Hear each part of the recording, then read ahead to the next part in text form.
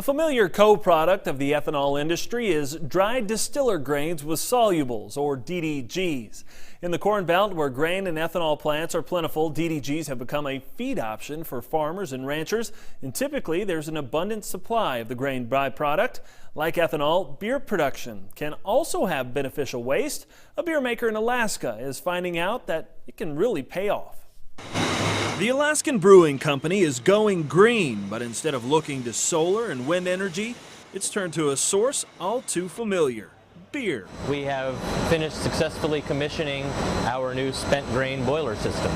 The beer maker, based in Juneau, Alaska, installed a boiler system in order to cut its fuel cost. The furnace burns the company's spent grain, the waste accumulated from the brewing process, and creates steam, and that powers the majority of the brewery's operations. A spent grain boiler system is a system that allows us to utilize 100% of our spent grain waste stream as an energy source for drying our grain and providing energy to the brew house for making beer. There are few livestock operations in that part of Alaska. Otherwise, the spent grain, or dry distiller grains, could end up on a farm or feedlot. The reason is volume. Even for a brewery of our size, we produce a tremendous amount of this spent grain material that would very quickly overwhelm our landfill, and that's why breweries from way on back, they find other avenues to get rid of this material. Traditionally, again, it's cattle or farming. We don't have cattle farms here to get rid of that spent grain byproduct.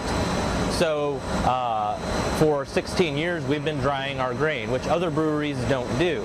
Company officials now joke they are serving beer-powered beer.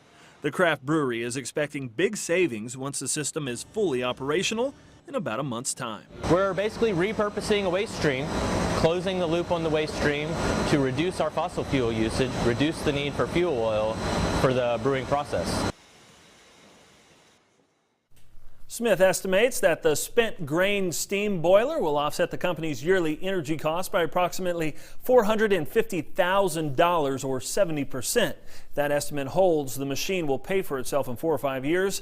Smith says it will reduce the company's oil consumption by 1.5 million gallons over the next 10 years, and that's a substantial savings since the company is currently paying $3.50 a gallon for oil.